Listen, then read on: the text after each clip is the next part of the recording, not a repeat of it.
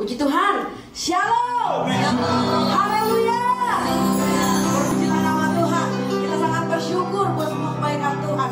Kita sangat bersyukur buat penyertaan Tuhan yang dahsyat buat kehidupan kita. Kalau kita boleh ada semua karena kemurahan Tuhan. Dan kita sangat bersyukur Tuhan masih memberikan kita kesempatan untuk kita bersekutu, meninggikan dan menyenangkan hati Tuhan. Haleluya. Mari kita mau menyatakan kerinduan hati kita. Mari kita mau menyatakan kehausan jiwa kita akan Tuhan. Haleluya Yesus. Haleluya Yesus.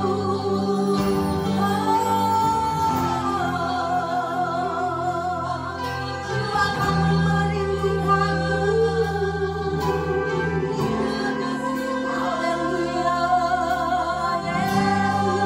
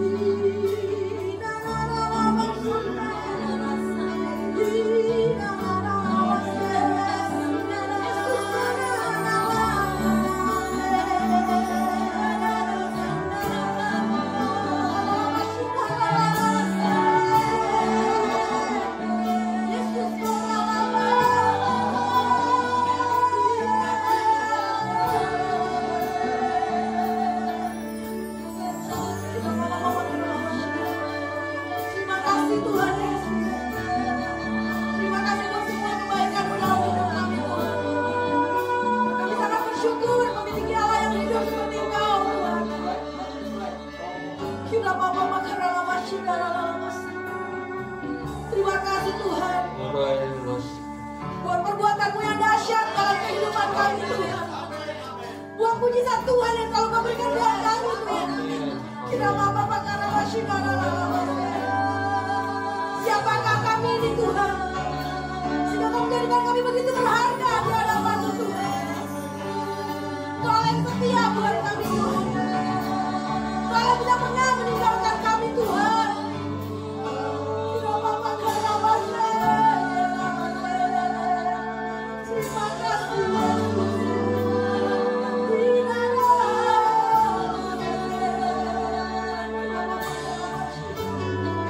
Terima kasih, bersyukur Tuhan. Adalah penolong kami yang sejati, Tuhan. Tidak pernah sedetik pun Kau meninggalkan kami, Tuhan. Kalau kami boleh ada sebagaimana kami ada sampai saat ini, Tuhan, kami sangat bersyukur di semua karena kemurahan dan anugerah Tuhan. Terima kasih buat kesehatan, Tuhan. Terima kasih buat kesempatan yang Kau berikan buat kami untuk kami bisa menikmati hadirat, Tuhan. Kami boleh menikmati firman-Mu, Tuhan. Karena kami tahu, Tuhan, tanpa Engkau kami tidak mampu berbuat apa-apa, Tuhan. Kami rindu berjalan bersama-Mu, Tuhan. Kami rindu mengerti rencana-Mu dalam hidup kami, Tuhan. Terima kasih Tuhan Yesus. Terima kasih Bapa kami yang baik. Saat ini juga Tuhan kami rindu mendengarkan firman-Mu, Tuhan. Jamah setiap tanah hati kami, Tuhan. Jadikan tanah-tanah hati kami menjadi tanah yang subur, Tuhan. Agar setiap benih firman Tuhan ditaburkan, Tuhan, boleh tumbuh dan berbuah dalam kehidupan kami, Tuhan. Sehingga kami boleh menjadi saksi-saksi-Mu yang hidup, Tuhan. Boleh menjadi terang dan garam-Mu, Tuhan, dimanapun kami berada, Tuhan. Sehingga nama Tuhan dipermuliakan. Terima kasih Bapa, urapi juga hamba-Mu, Tuhan. Agar setiap perkataan yang keluar, Tuhan, semua berasal daripada-Mu, Tuhan. Dan boleh menjadi kekuatan, berkat buat kami semua jemaat-Mu, Tuhan, dimanapun kami berada. Terima kasih Tuhan Yesus. Kami siap untuk mendengarkan firman-Mu, Tuhan. Dalam nama Tuhan Yesus, semua yang percaya katakan amin. Haleluya. Saudara yang kasih dalam nama Tuhan Yesus Kristus, manusia mempunyai hak untuk memilih. Tetapi kadangkala pilihan yang diambil oleh seseorang itu tidak benar adanya. Mungkin dikatakan pilihan saya tepat sesuai dengan apa yang saya inginkan. Tetapi pilihan itu belum tentu benar seturut kehendak Tuhan. Dan tentu saja setiap pilihan yang kita ambil ada konsekuensinya, ada akibatnya. Kejadian pasal 13 ayat 6 sampai dengan 11. Saya undang sidang jemaat berdiri dan kita akan baca bersama-sama. Kita akan baca setelah hitungan ketiga. 1, 2, 3. Tetapi negeri itu tidak cukup luas bagi mereka untuk diam bersama-sama, sebab harta milik mereka amat banyak, sehingga mereka tidak dapat diam bersama-sama. Karena itu terjadilah perkelahian antara para gembala Abram dan para gembala Lot. Waktu itu orang Kanaan dan orang Feris diam di negeri itu. Maka berkatalah Abram kepada Lot, janganlah kiranya ada perkelahian antara aku dan engkau, antara para gembalaku dan para gembalamu, sebab kita ini kerabat. Bukankah seluruh negeri ini terbuka untuk engkau? Baiklah, pisahkan dirimu daripadaku. Jika engkau ke kiri, maka aku ke kanan. Jika engkau ke kanan, maka aku ke kiri. Lalu Lot melayangkan pandangannya, dan dilihatnyalah bahwa seluruh lembah Yordan banyak airnya, seperti taman Tuhan, seperti tanah Mesir sampai ke Soar. Hal itu menjadi sebelum Tuhan memusnahkan Sodom dan Gomora. Saudara, ketika Allah memanggil Abraham untuk meninggalkan nenek moyang mereka dan juga daerah asal mereka, Abraham membawa serta keponakannya yang bernama Lot. Abraham dan keluarga adalah seorang yang sangat kaya. Pada saat mereka pergi sesuai dengan perintah Tuhan untuk menuju satu negeri yang akan diberikan kepada mereka, pada saat perjalanan dimulai, pada saat itu juga Tuhan turut campur dalam kehidupan mereka. Di dalam ayat sebelumnya, di sana dikatakan bahwa Abraham adalah seorang yang sangat kaya, banyak ternak, perak, dan emasnya. Kemudian Lot yang diajak oleh Abraham juga mendapat berkat daripada Abraham. Kemudian pada saat mereka berada dalam satu tempat, firman Allah katakan ada perselisihan, ada perkelahian antara para gembala Abraham dan Lot. Karena mereka begitu banyak memiliki hewan ternak, baik daripada Abraham maupun daripada Lot. Abraham dan Lot sudah berupaya mendamaikan para bawahannya, para gembala yang mereka miliki. Tetapi toh mereka tidak berhasil. Sehingga para gembala yang ada di bawah mereka terus terlibat perkelahian, memperebutkan padang rumput untuk ternak mereka masing-masing. Saudara yang dikasih dalam nama Yesus Kristus, kemudian kita perhatikan ayat yang ke-7, Kejadian pasal 13 ayat yang ke-7. Karena itu terjadilah perkelahian antara para gembala Abraham dan para gembala Lot. Waktu itu orang Kanaan dan orang Fedes diam di negeri itu. Maka berkatalah Abraham kepada Lot, janganlah kiranya ada perkelahian antara aku dan engkau, dan antara para gembalaku dan para gembalamu, sebab kita ini kerabat. Bukankah seluruh negeri ini terbuka untuk engkau? Baiklah, pisahkan dirimu daripadaku. Jika engkau ke kiri, maka aku ke kanan. Jika engkau ke kanan, maka aku ke kiri.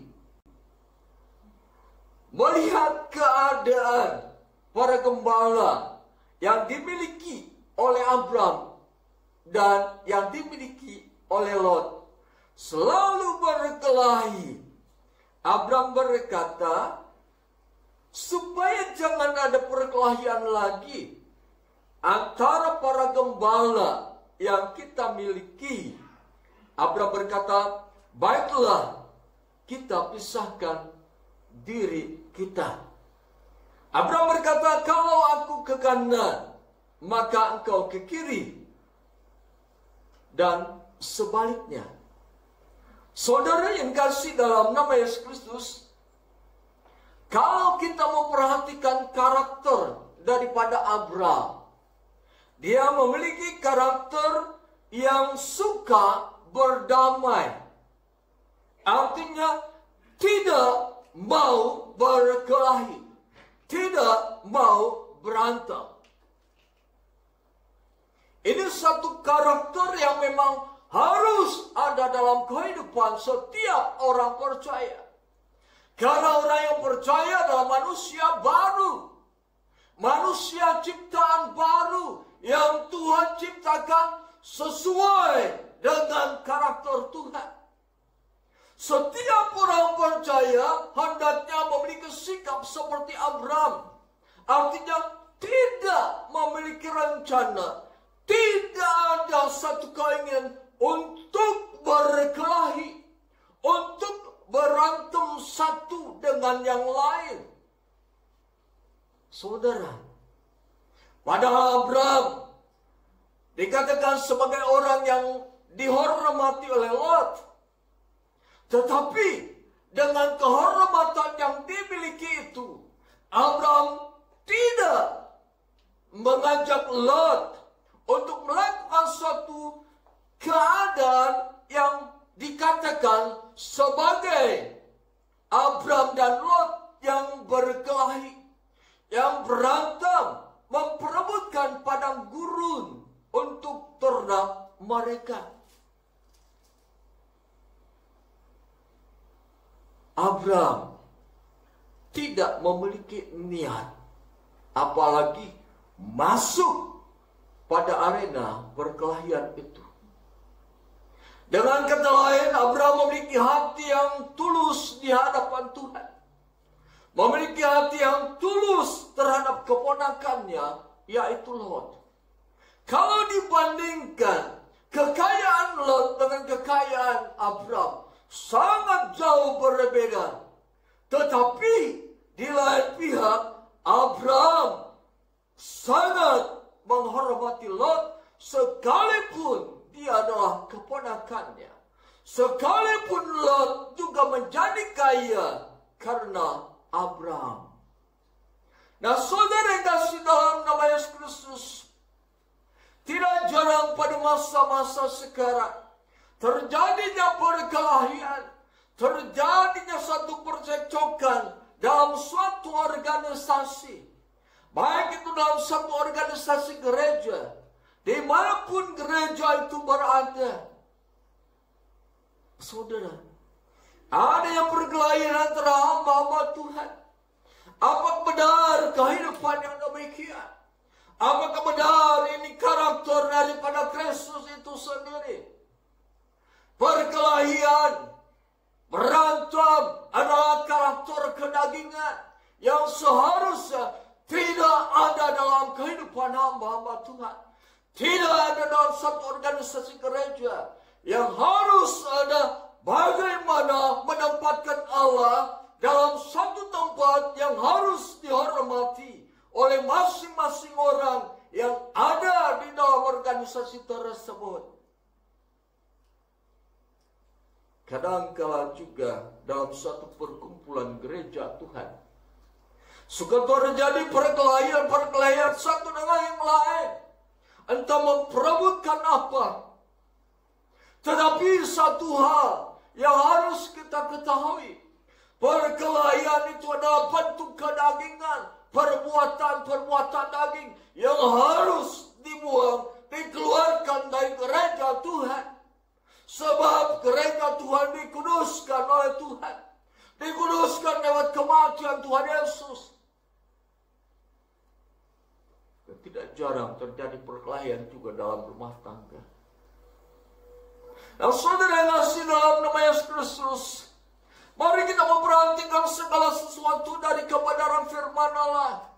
Bukan apa yang saya inginkan, bukan apa yang kami inginkan, bukan apa yang dikehendaki oleh orang lain, tetapi apa yang dikehendaki oleh Allah, itu yang harus kita lakukan. Abraham tidak mempergunakan kekuasaannya untuk menentukan nasib Lot.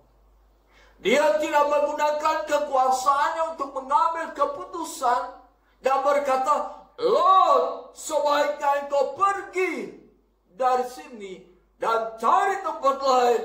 Aku akan di sini. Saudara yang kasih dalam nama Yesus Kristus, kadang-kadang seseorang yang berada dalam satu kedudukan tertentu, memiliki jabatan, memiliki kekuasaan, menggunakan kekuasaannya untuk memutuskan satu perkara, padahal keputusannya belum tentu seturut dengan kehendak Tuhan. belum tentu ini juga apa yang Tuhan inginkan. Kekuasaan yang dipakai untuk menentukan kehidupan seseorang, itu adalah kekuasaan yang tidak benar di hadapan Tuhan. Tuhan tidak pernah menggunakan kekuasaannya hanya untuk membela seseorang, tetapi Dia akan memberikan hikmat kepada seseorang bagaimana seseorang harus hidup di hadapan Tuhan, dan bagaimana orang itu harus hidup dengan sesama sesuai dengan kehendak Tuhan. Saudara yang dikasihi dalam nama Tuhan Yesus Kristus,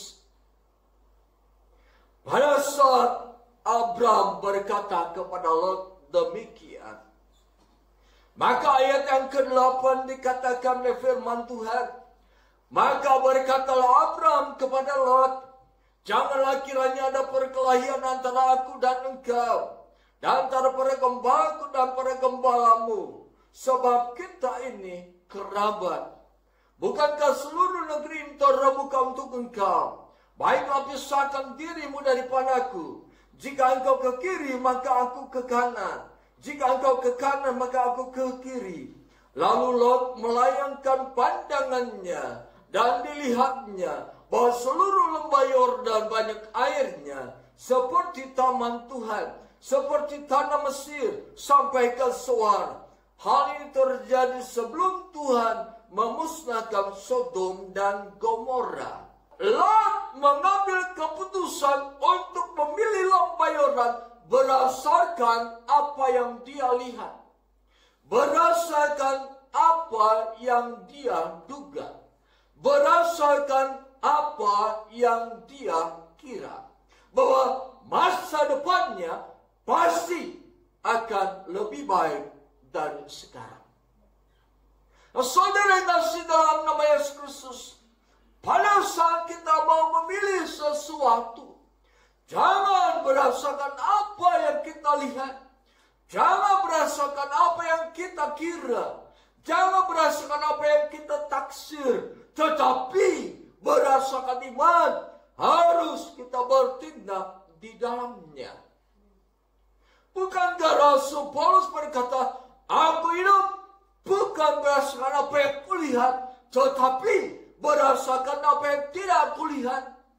Artinya, aku hidup bukan berdasarkan apa yang mata kulihat, tetapi berdasarkan iman yang kumiliki.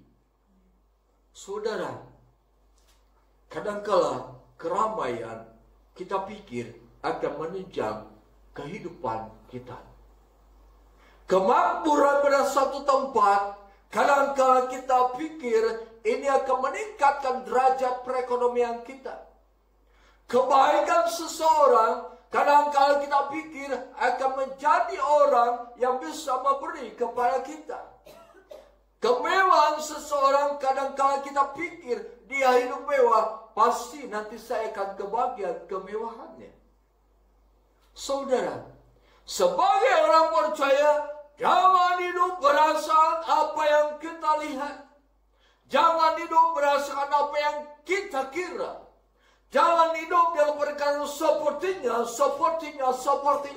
Tetapi harus hidup berdasarkan iman. Harus hidup berdasarkan kepercayaan kita kepada Tuhan. Melangkah bukan berdasarkan apa yang kita lihat. Melangkah bukan apa yang kita kira. Melangkah bukan apa yang saya inginkan. Melangkah berdasarkan iman. Paulus, aku berlari-lari sampai ke tujuan. Dia percaya kalau dia berlari terus, dia pasti sampai kepada tujuan. Kehidupan yang tidak dilandasi iman itu adalah dosa. Kehidupan yang tanpa melibatkan Tuhan dalam kehidupan sehari-hari, itu adalah kehidupan yang tidak diperkenan oleh Tuhan. Sebab di dalam kehidupan kita, kita harus percaya Allah beserta dengan kita.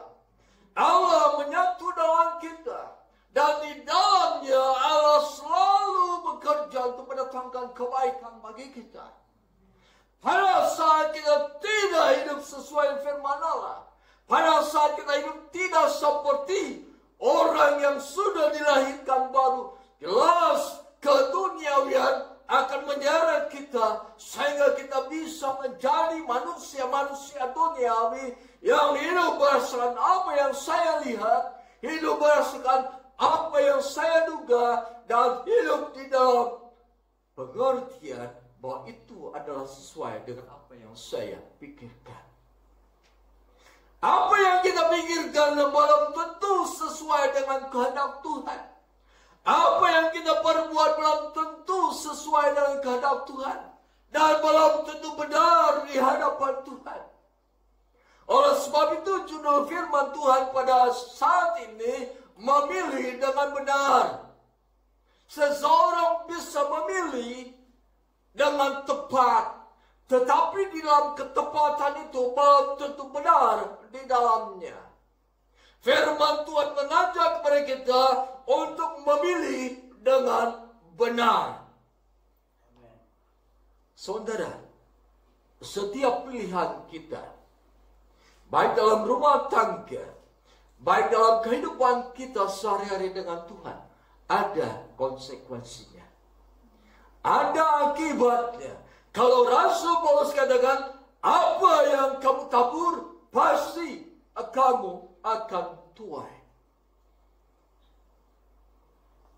Lot memilih lembah Yordan seperti taman Tuhan, seperti tanah Mesir. Dia masuk ke dalamnya, tetapi dia tidak tahu siapa yang ada di kota Sodom dan Gomora. Dia tidak mengenal penduduk yang ada di kota Sodom dan Gomora. Dia hanya melihat dari kejauhan. Saudara yang dikasihi dalam nama Yesus Kristus, inilah yang harus kita ketahui. Bahwa kalau mengambil satu keputusan, dengan ketahuan kita memilih sesuatu, hendaknya harus kita memperhatikan, jangan luarnya saja, jangan dari jauh, tetapi dekati objek tersebut, pelajari objek tersebut, dan di sanalah kita dapat mengambil satu keputusan. Saya harus meninggalkan objek ini, atau saya harus masuk ke objek ini. Lot dengan tidak mengenal penduduk di sana, dengan tidak mengetahui karakter orang-orang di sana, tidak mengetahui keadaan orang di sana, dia masuk ke sana dengan keluarganya. Saudara, ternyata penduduk kota Sodom dan Gomora dikatakan oleh firman Tuhan dalam Kejadian pasal 18 adalah orang-orang yang jahat di dalamnya. Orang-orang yang sangat tidak baik kelakuannya. Ketika malaikat Tuhan berbicara kepada Lot dalam Kejadian pasal 19, ayat Lot, kumpulkan keluargamu, pergi tinggalkan kota Sodom, sebab orang-orangnya berbuat jahat, orang-orangnya durjana, orang-orangnya fasik di hadapan Tuhan. Saudara, Lot menginginkan kemewahan hidup, Lot menginginkan kemakmuran hidup, Lot menginginkan kelimpahan materi di lembah sungai Yordan. Tetapi ternyata dia masuk pada lingkungan orang-orang jahat, orang-orang fasik, orang-orang durjana di dalamnya. 2 Petrus pasal 2 ayat yang ke-7, mereka berbuat sesuai dengan apa yang mereka kehendaki. Dapat kita katakan di sana berlaku hukum rimba. Di sana berlaku kekuasaan-kekuasaan. Mana yang memiliki jabatan, di sana bebas memakai jabatannya untuk menindas orang lain. Di sana berlaku apa yang kuat terus menerus hidup di dalam kekuatannya. Dan dia menindas orang-orang yang lemah. Kemudian dikatakan juga penduduk kota Sodom dan Gomora adalah mereka yang hidup menurut hawa nafsu mereka saja. Artinya apa yang ada di dalam hatinya, keinginan hatinya, itulah yang mereka lakukan. Tanpa mengenal kasih itu sendiri. Saudara yang asli dalam nama Yesus Kristus, ternyata Alkitab menyatakan Lot masuk pada lingkungan orang-orang fasik, orang-orang jahat, orang-orang durjana yang hidup tanpa hukum. Kehidupan Lot di sana sangat menderita. Kembali kita perhatikan 2 Petrus pasal 2 ayat 7 sampai dengan 8. Demikian dikatakan dalam kitab 2 Petrus pasal 2 ayat 7 sampai dengan 8. Tetapi ia menyelamatkan Lot, orang yang benar, yang terus-menerus menderita cara hidup orang-orang yang tidak mengenal hukum dan yang hanya mengikuti hawa nafsu mereka saja. Di sini dikatakan bahwa Lot terus-menerus menderita. Karena dia berada dalam kumpulan orang fasik. Dia berada dalam kumpulan orang jahat. Dia berada dalam kumpulan orang durjana. Dia berada dalam kumpulan orang yang tidak hidup di dalam hukum. Lot menginginkan hidup bahagia di lembah Sungai Yordan. Lot menginginkan bertambah kaya di lembah Sungai Yordan. Lot menginginkan hidup mewah di lembah Sungai Yordan. Tetapi Alkitab katakan di sana dia selalu hidup terus-menerus menderita. Saudara, inilah yang dinamakan dengan memilih tidak dengan benar. Menurut Lot, tepat pilihan saya. Sebab di sana seperti taman Tuhan. Di sana subur. Tetapi pilihan yang tepat itu ternyata tidak benar di hadapan Tuhan. Dan tidak benar bagi Lot dan keluarganya. Dia bukan hidup di dalam kemewahan. Dia bukan hidup di dalam kemakmuran. Dia bukan hidup dalam ketenangan. Tetapi terus-menerus menderita. Saudara, kalau kita perhatikan firman Tuhan ini, hanya dia melihat cara hidup orang Sodom dan Gomora. Hanya dengan mendengar kabar tentang kehidupan Sodom dan Gomora, dia terus-menerus hidup menderita. Artinya hanya mendengar dan melihat kelakuan orang lain, Lot hidup dalam penderitaan yang terus-menerus. Belum lagi kalau orang Sodom dan Gomora melakukan perbuatan yang jahat kepada Lot dan keluarga. Saudara, jiwa yang dimiliki oleh Lot bukanlah jiwa yang mendapatkan ketenangan karena tinggal di lembah Yordan. Tetapi jiwa yang terus menderita, terus tersiksa ketika ada di sana. Berbicara mengenai jiwa, kita berbicara mengenai pikiran, perasaan, dan kehendak. Jiwa Lot terus mengalami penderitaan, tersiksa oleh sikap orang lain.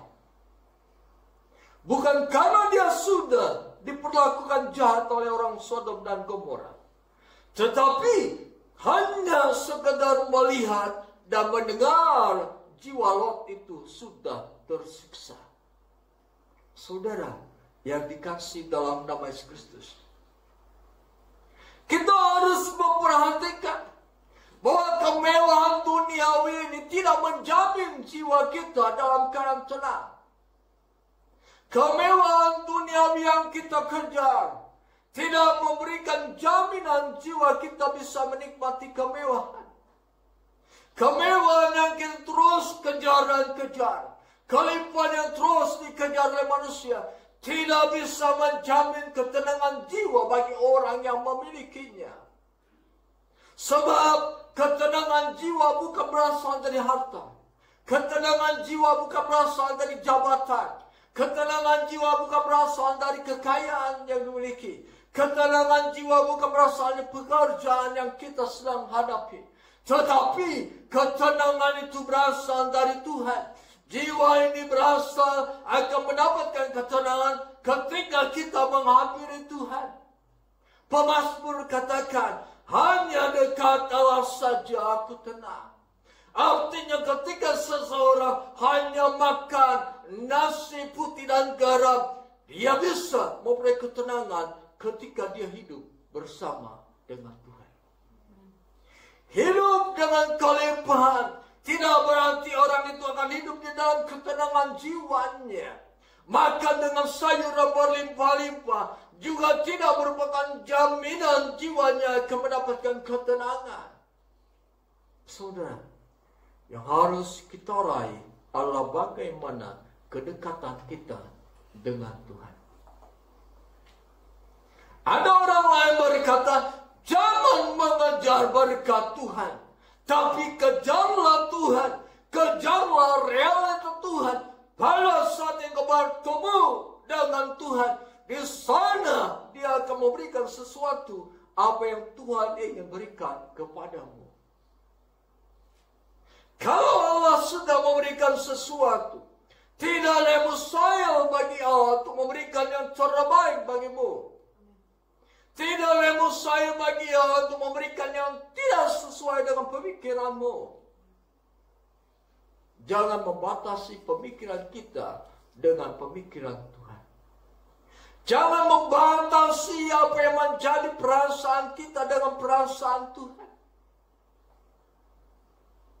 Jangan kita menjadi Lot di zaman modern ini. Kita katakan mata pencaharianku akan menjadikan aku kaya. Mata pencaharianku akan menjadikan aku makmur. Mata pencaharianku akan menjadikan aku banyak uang. Mata pencaharianku akan menjadikan aku sukses.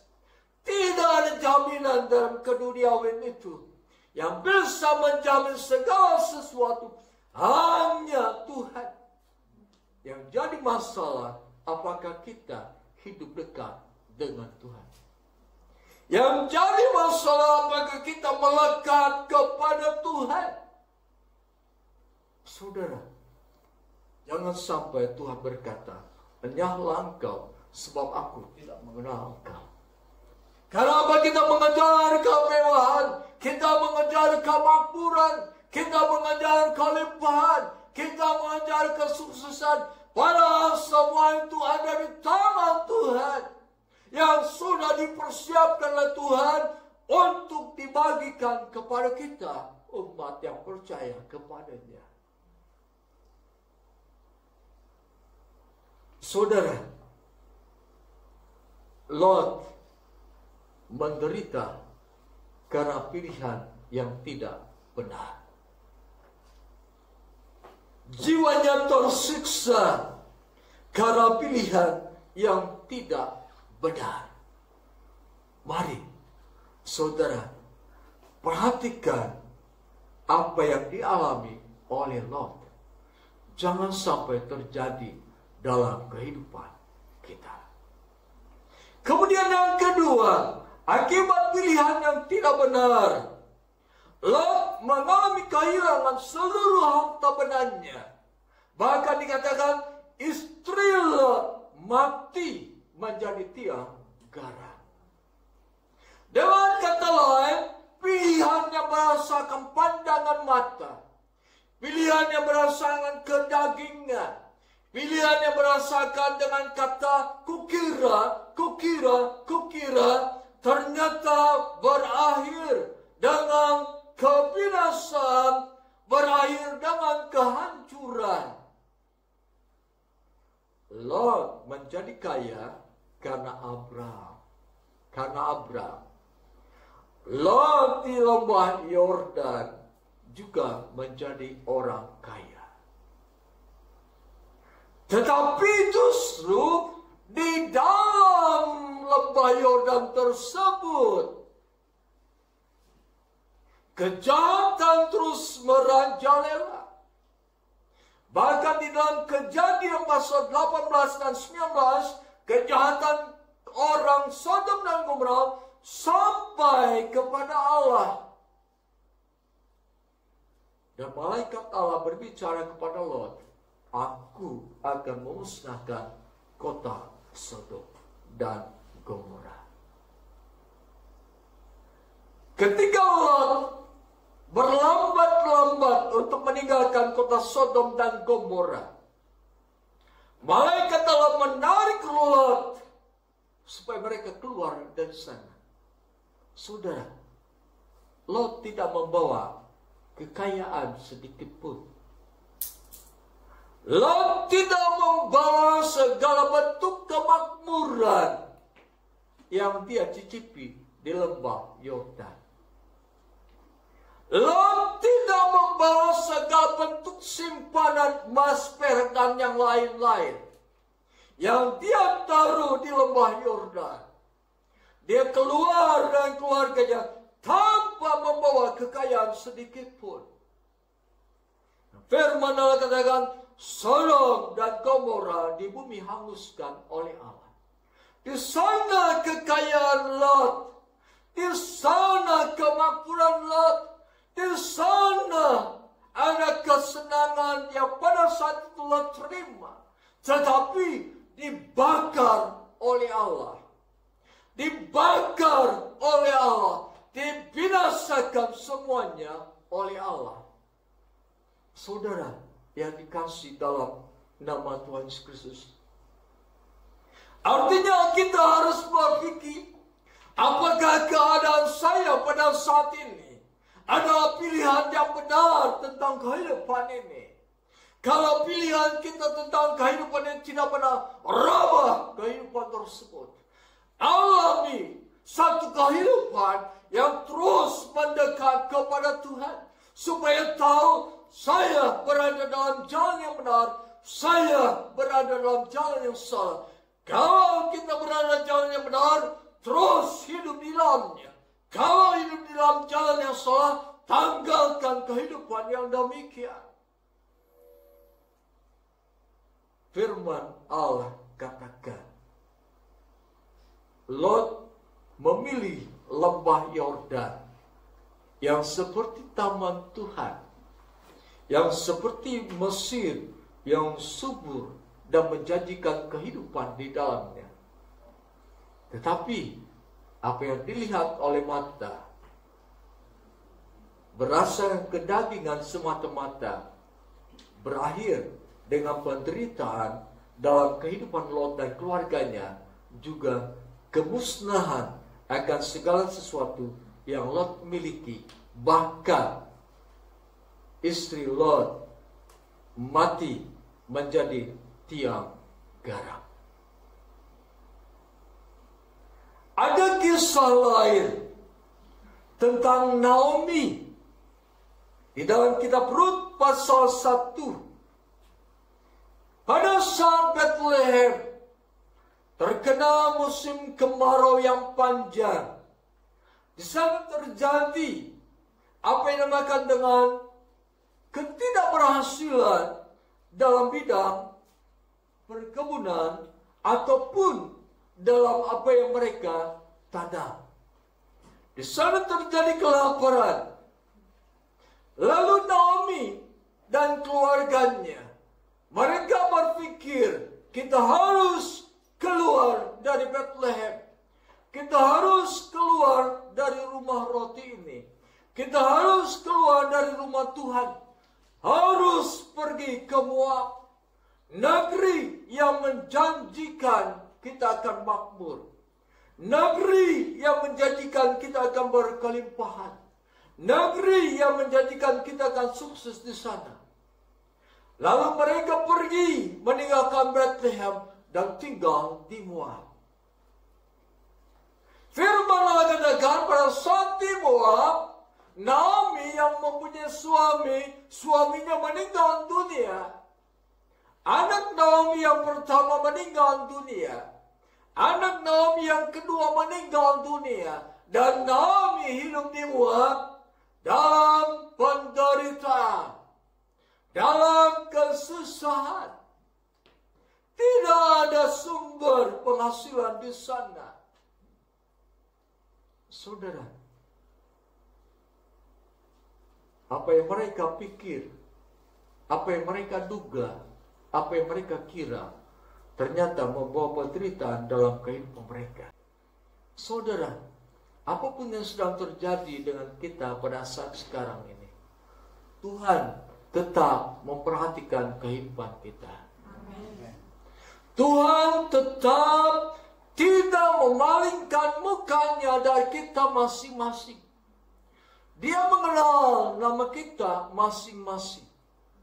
Nama kita ada di telapak tangan Tuhan. Nama kita terukir di hati Tuhan. Jangan memilih sesuatu yang menurut kita tepat adanya. Tetapi melangkahlah berdasarkan pemilihan kita yang benar di hadapan Tuhan. Saat ini kita akan melihat bagaimana supaya kita dapat memilih dengan benar. Yang pertama, jangan memilih sesuatu berdasarkan perkiraan, pikiran, perasaan dan kehendak kita. Tetapi pilihlah sesuatu dengan benar dan sesuai dengan firman Tuhan. Suatu ketika Yesus dibawa oleh Roh Kudus ke padang gurun. Kisah ini ada dalam kitab Matius pasal 4 ayat 1 sampai dengan 10. Iblis mencoba Yesus. Iblis berkata, jadikanlah batu ini menjadi roti. Yesus sedang lapar pada saat itu. Karena dia berpuasa 40 hari 40 malam. Tetapi tidak memilih apa yang dikatakan oleh setan. Padahal Yesus bisa menjadikan batu, bisa menjadikan roti dari batu, karena Dia Allah yang Maha Kuasa. Tetapi apa yang dikatakan oleh setan itu adalah hal yang tidak benar. Makanya Yesus berkata, manusia hidup bukan dari roti saja, tetapi dari firman, dari setiap firman yang keluar dari mulut Allah. Yesus bertindak bukan berdasarkan apa yang dia ingin katakan, tetapi berdasarkan firman yang pernah dia dapatkan dari Bapaknya. Kemudian setan membawa Yesus. Setan berkata, naik ke atas punggungan bait Allah, jatuhkan dirimu, maka malaikat Allah akan menatang engkau, supaya engkau tidak jatuh atau terantuk di bumi. Yesus berkata, jangan mencoba Tuhan Allah.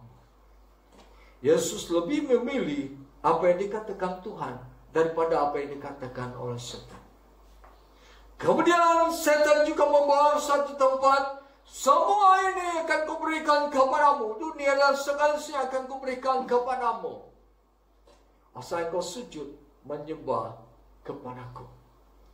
Yesus tidak memilih dunia dan segala sesuatu, tapi dia memilih kebenaran firman Allah bahwa hanya Tuhan saja yang harus disembah. Pilihan yang benar adalah satu pilihan yang berdasarkan firman Tuhan, bukan berdasarkan apa yang dilihat. Kemudian yang kedua, pilihan yang benar adalah pilihan yang hasilnya untuk memuliakan Tuhan. Misalnya begini. Di dalam kitab 1 Samuel pasal 1. Di sana ada cerita tentang Hana. Seorang yang sudah lama tidak mempunyai keturunan. Dia berdoa, dia bergumul dan bergumul. Lalu dia berkata, jika Tuhan memberikan keturunan kepadaku, aku akan memberikan anak ini bagi Tuhan. Itu artinya memilih yang benar, memutuskan sesuatu perkara, suatu pilihan untuk kemuliaan Tuhan. Yang ketiga, memilih dengan benar, yaitu sebelum mengambil keputusan, kita harus terlebih dahulu berdoa kepada Tuhan. Suatu ketika Daud dengan para pengikutnya dikagetkan oleh situasi di kota Siklag, kota tempat Daud dan seluruh orang-orangnya hidup pada saat itu. Ketika Daud kembali dari satu tempat yang lain, dia lihat kota Siklag sudah terbakar. Segala sesuatunya sudah hangus terbakar. Istri Daud beserta keluarganya, juga orang-orang pengikut Daud, semuanya kehilangan istri dan anak-anaknya. Karena mereka ditawan oleh orang Amalek. Daud memiliki kehebatan dalam berperang.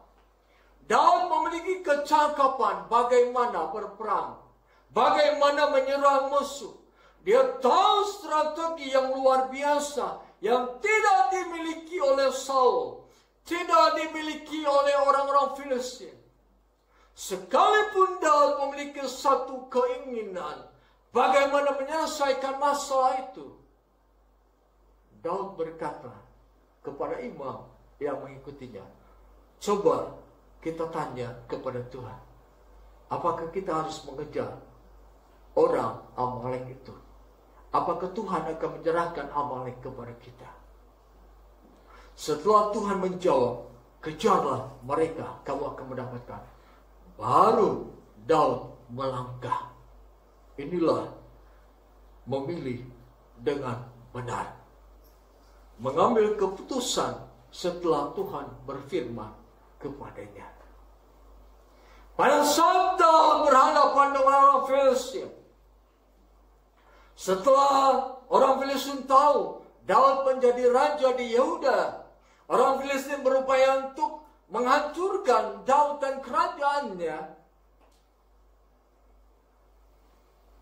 Saudara, sebelum Daud menjadi raja, ketika mereka hidup bersama dengan Saul, apapun yang dikatakan oleh Saul untuk mengalahkan bangsa lain, Dikatakan ada sekitar puluhan bangsa yang bisa ditaklukkan oleh Daud. Tetapi ketika satu bangsa yang namanya Filistin mengepung Daud, memerangi Daud, saudara, apa yang Daud lakukan? Dia memilih dengan benar. Dia bertanya kepada Tuhan, Tuhan, apa yang harus kulakukan dengan orang Filistin ini? Tuhan berkata, lawan mereka, perangi mereka, mereka bisa kau kalahkan. Setelah berhasil mengalahkan Filistin, beberapa saat kemudian Filistin datang lagi untuk menyerang Daud. Lalu Daud kembali bertanya, Tuhan, apa yang harus kulakukan? Padahal Daud sudah mengalahkan Filistin. Daud memiliki pengalaman mengalahkan Filistin. Tetapi Daud tetap berkata, Tuhan, apa yang harus kulakukan? Tuhan katakan, maju perangi orang Filistin. Daud memutuskan untuk memerangi orang Filistin. Ini adalah pilihan yang benar. Jadi kalau pilihan dalam kehidupan kita berdasarkan iman atau apa yang tidak kita lihat, dengan kata lain berdasarkan firman Tuhan, maka di sanalah kita berada dalam pilihan yang benar. Pilihan yang benar akan menghasilkan hasil-hasil yang benar, yang tidak mungkin bisa diganggu oleh kekuasaan apapun. Lot memilih lembah Yordan. Lot memiliki harta kekayaan, tapi karena pilihan yang tidak benar, harta semua menjadi musnah kembali. Yang kedua, pilihlah sesuatu berdasarkan apa yang harus kita perbuat untuk Tuhan. Artinya kalau saya memilih sesuatu, saya memilih sesuatu ini untuk memuliakan Tuhan. Bukan untuk memuaskan keinginan hawa nafsu sendiri. Bukan untuk memuaskan kedagingan sendiri. Saya memilih ini supaya saya kaya. Saya memilih supaya saya makmur, sehingga saya bisa menikmati semuanya itu. Pilihan yang harus kita ambil adalah pilihan yang akhirnya tujuannya untuk memuliakan Tuhan. Kemudian yang terakhir tadi, pilihan yang benar adalah pilihan yang kita ambil pada saat itu kita terlebih dahulu berdoa kepada Tuhan. Saudara, mungkin kita berkata, saya sudah berdoa, tapi saya tidak mendengar Tuhan berbicara kepada saya. Saya sudah berdoa, berpuasa, tapi saya tidak pernah mendengar Tuhan langsung berbicara kepada saya. Saudara, pada saat engkau beribadah kepada Tuhan, Tuhan bisa berbicara pada engkau lewat firman yang engkau dengarkan. Tuhan bisa berbicara pada saat engkau menyembah Tuhan. Tuhan bisa berbicara pada saat engkau mendengarkan firman Tuhan. Tuhan bisa berbicara kepada engkau ketika engkau mendengarkan kesaksian orang benar. Bisa berbicara. Dan di sanalah engkau harus mengambil satu keputusan. Engkau harus bertindak. Karena itu benar adanya. Oleh sebab itu mari, saudara, pilihlah sesuatu dengan benar dalam kehidupan kita. Pilihlah sesuatu dengan benar dalam kehidupan kita. Bukan memilih sesuatu dengan tepat, bukan. Tapi dengan benar. Ketika kita memilih dengan benar, yang tidak tepat bisa dirubah menjadi tepat. Ketika kita memilih benar, yang kacau bisa Tuhan rubah menjadi tidak kacau. Ketika kita memilih yang benar, yang berantakan Tuhan akan rapikan. Ketika kita memilih benar, yang kesedihan Tuhan akan singkirkan, diganti dengan sukacita. Ketika kita milih benar, yang ruwet dalam pikiran kita akan dijadikan tenang. Ketika kita memilih benar, segala sesuatu yang menjadi ganjalan dalam kehidupan kita, segala beban yang menindis kehidupan kita, Tuhan akan angkat dari kehidupan kita. Pilihlah sesuatu dengan benar. Karena inilah yang dikehendaki oleh Tuhan. Sekian firman Tuhan. Saudara yang dikasihi dalam nama Tuhan Yesus Kristus, jangan takut terhadap keberadaan kita pada saat ini. Kita harus memiliki kepercayaan bahwa Allah itu andalan dalam kehidupan kita, orang yang percaya kepadanya. Jangan takut dengan keadaan sekarang, sebab Yesus yang kita sembah, Yesus yang bisa melakukan mujizat. Amin. Dia adalah penolong kita. Dia berkata, aku sekali-kali tidak akan meninggalkan engkau. Aku sekali-kali tidak akan membiarkan engkau. Dia bisa melakukan mujizat. Oleh sebab itu, pilihlah sesuatu yang diperhadapkan kepadamu dengan benar. Semuanya, maka Tuhan akan berkarya di dalamnya. Amin. Jadikan Tuhan sebagai andalan dalam kehidupan kita. Hanya kepada Tuhanlah kita percaya. Puji Tuhan. Saya dengan sedang jemaat berdiri.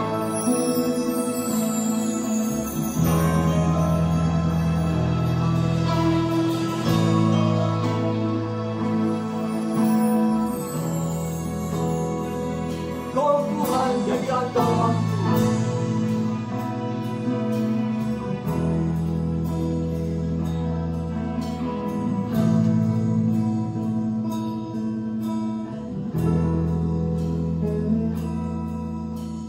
Tuhan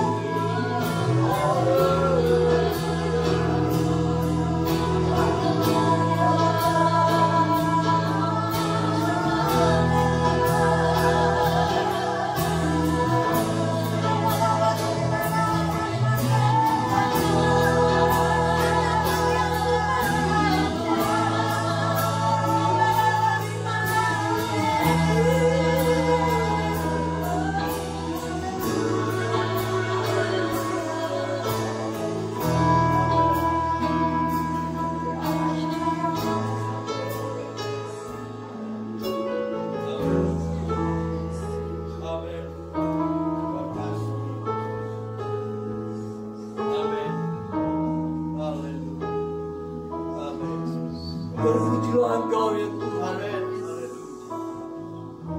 selalu mengajar kami kepada kehidupan yang benar di dalam dunia ini. Terima kasih Tuhan. Mungkin dalam kehidupan ini kami sudah memilih sesuatu yang tepat menurut perkiraan kami. Biarlah Tuhan ajari kami untuk memilih sesuatu dengan benar. Pilihan yang berdasarkan firman Tuhan, pilihan yang berdasarkan kehendak Tuhan, dan pilihan yang berdasarkan kehidupan yang memuliakan Tuhan. Kami percaya dengan kehidupan kami memilih yang benar di hadapan Tuhan.